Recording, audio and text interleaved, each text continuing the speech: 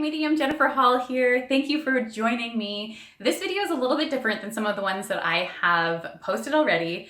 I'm going to share with you in this video a little bit about myself and a little bit about my journey, and mainly how I found out that I was a medium, what that looked like, what it felt like, and then what I've done kind of moving forward. So if you want to know a little bit about my story, stick with me. We're going to get right into it. Welcome to Spirit Speaks with psychic medium Jennifer Hall. Blah, blah, blah. So there's just a couple of things that I just want to say really quickly before I get started into my story. The first one is that I just wanted to define what a medium really is. So I call myself a psychic medium. Being psychic and being a medium are two very different things. A psychic will sit down with somebody and they'll read the energy around that person. So whether that's their aura or basically their energy field is connecting with that other person's energy field and they're exchanging information. So the information tends to be more about guidance in their life, could be past, present, future, could be things that they're going through right now, could be things that haven't happened yet. But that's the psychic side of things. So you're really tapping into the energy field around a certain subject.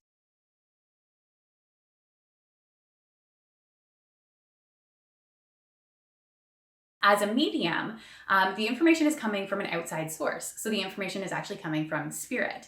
Now, for the purpose of my readings and for me to make sense of all the information that I get throughout a reading or even just throughout my day, I term spirit to mean all non-physical energy. That being said, most of the people that come to see me are coming to connect with loved ones that have passed. So that is a big component of the spirit world, but it could mean that you're getting information from spirit guides or angels, source energy. It could be just a collective consciousness. Basically, the information that a medium is receiving and passing along to you in a reading is coming from an outside source versus coming from your own energy field as a psychic would be doing. Okay, so the other thing that I just want to mention really quickly is that I believe that we are all psychics and we are all mediums.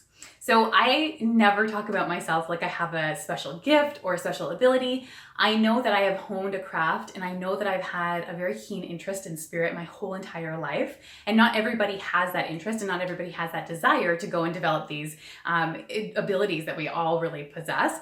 But I just want to kind of clear the air a little bit that that's what I believe. I think that each and every one of us comes here as a spirit being, and that each and every one of us then has the ability to tap back into that infinite intelligence, that spirit place that we come from.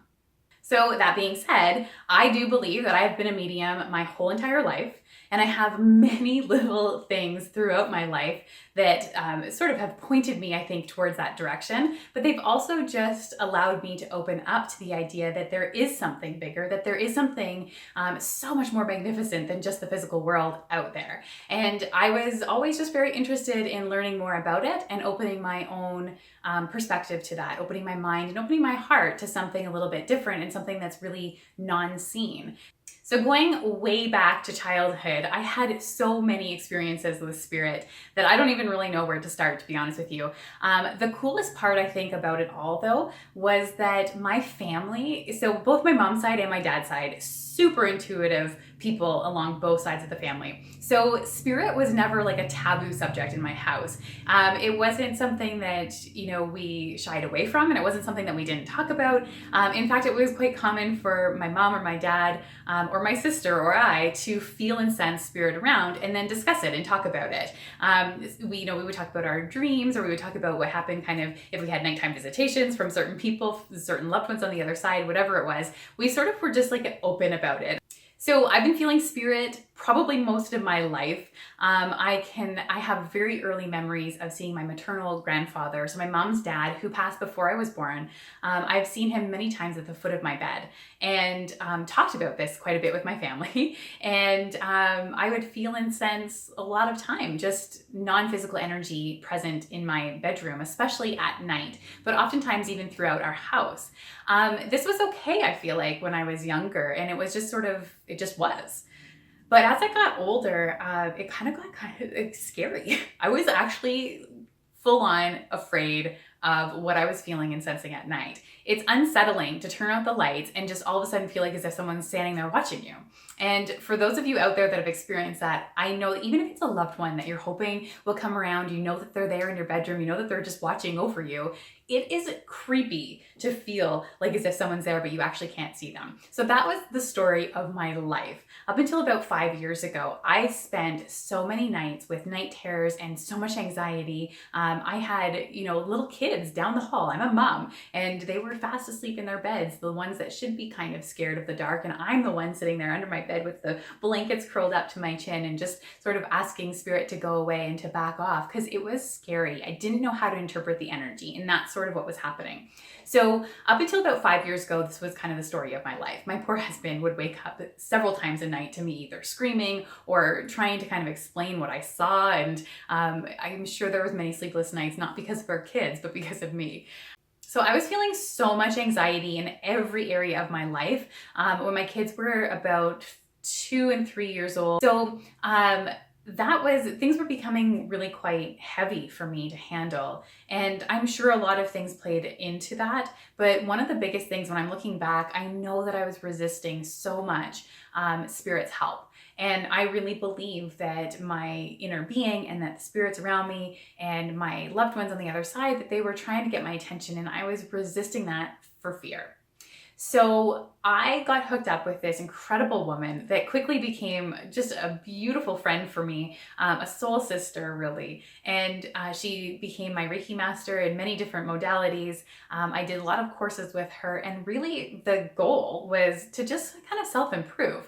I just wanted to feel better. I was so tired of being anxious. I was so tired of being worried all the time. And I just wanted to kind of embark on this journey of self-discovery and a little bit of self-healing. And she really helped me do that.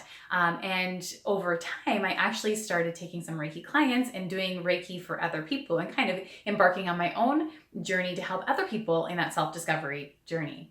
So it was actually through Reiki that I found out that I was a medium. I was a Reiki master, and I was offering Reiki to others, and he even decided to do some teaching with that. Now, all along the way, probably I would say within about a month or so, I started to not just be offering Reiki, but really my vibration was raising to such a palpable height and such a palpable place that I was actually having a lot of spirit communication within my treatments, meaning I would feel and sense the warmth of spirit presence, so guides and angels. And then I started getting messages for people in my Reiki sessions. This was super fun for me. I would, be able to channel the Reiki energy. My clients were getting a healing, but then at the same time, they were getting these beautiful messages from their spirit guides and their angels in the form of guidance. And we all loved it. It was fun.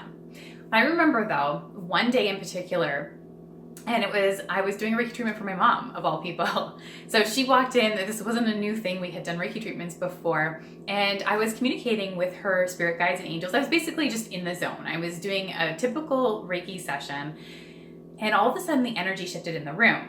And this is where I really kind of realized that everything has a different vibration to it, even spirit. There's spirit forms that have different vibrations to them. So I was used to communicating with spirit guides and angels, which is a really, really high vibration. It felt like a buzzing in my ear every time that I was channeling the Reiki energy and communicating with these guides. It was so bright and so white and so high vibrational. It was just, I can't even really describe it, but it was such a warmth. So in the middle of this session with my mom, all of a sudden the energy sort of dropped and the vibration came down, and I was aware of this man standing in the room with us. And immediately I recognized him to be my mom's dad, who I had never met, but I knew that it was him.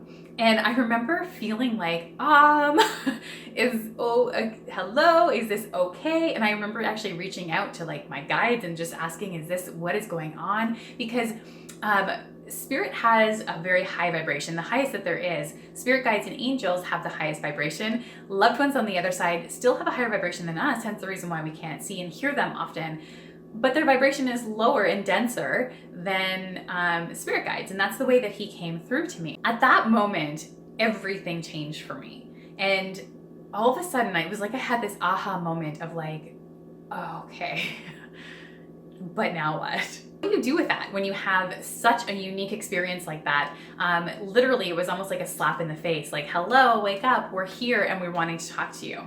So I went into meditation, and I'm pretty sure around that time I meditated like 30 times a day. I swear to God, I was like, what do I do? I have no idea where to go with this. I was so comfortable talking with guides and with angels because it was just, I don't know, for whatever reason, it came so naturally to me. But this was very different. And I realized that there was a lot of responsibility that came along with communicating with deceased people because it's not always rainbows and butterflies when somebody leaves this world. So I was sort of left in the dark. I was kind of looking for answers, and I got a lot through meditation. I did a lot of automatic writing with my own spirit guides and angels, and I basically just went with the flow.